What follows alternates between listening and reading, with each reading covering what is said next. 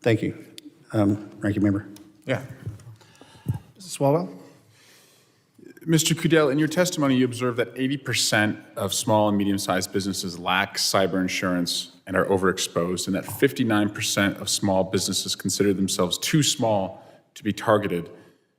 Startling statistics that you cited for us. But at the same time, I understand that small businesses may find implementing baseline cybersecurity controls too expensive and may be overwhelmed navigating the cyber insurance market, particularly if we don't get this SEC rule right on like what the reporting is.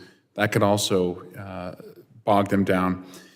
What more should the government be doing to educate small businesses about cyber risks and incentivize implementation of baseline cybersecurity controls? Ranking Member Swalwell, thank you for the question. It's first and foremost, just us being here. This is a great step.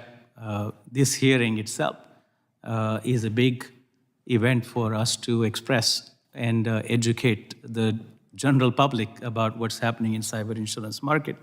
Second, in my written testimony, I recommended a three-step process when it comes to SMEs, small and medium-sized enterprises. And I'll just read out the first one out of my written testimony.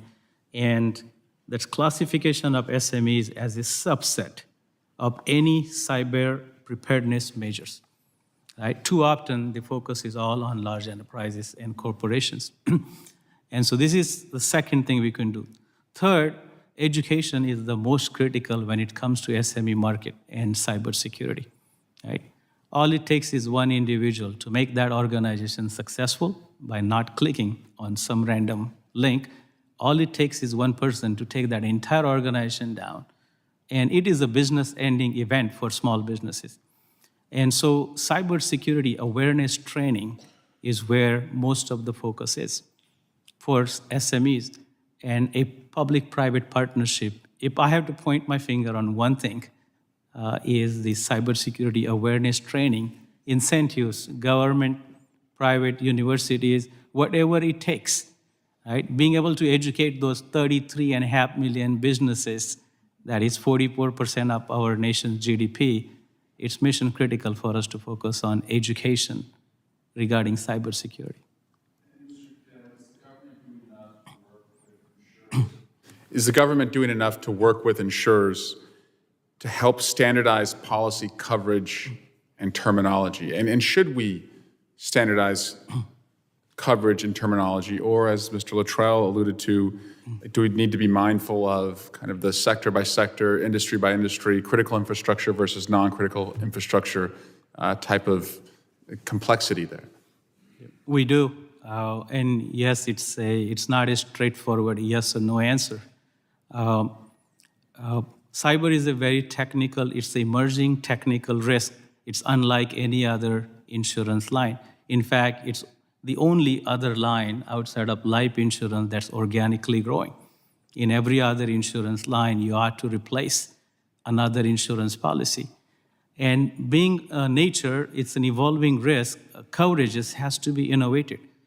Over the last 10 years, the terminology and coverages have been evolving, and we're still not there. Okay?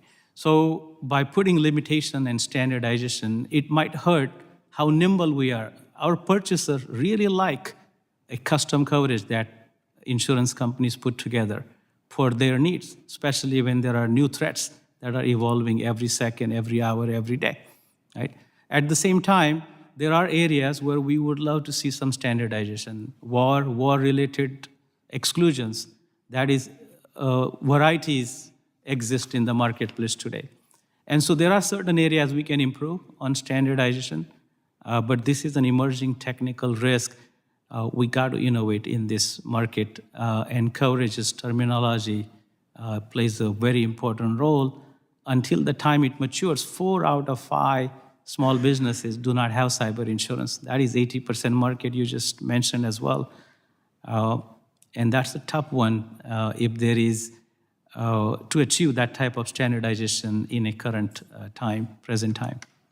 And I think when you were referencing life insurance in the comparison, were you saying that every other type of insurance is essentially compulsory, that you have to purchase it like legally, auto insurance or homeowners insurance, or depending on what sector you work in, like, malpractice insurance, but it's cyber and life are the only two that are not required?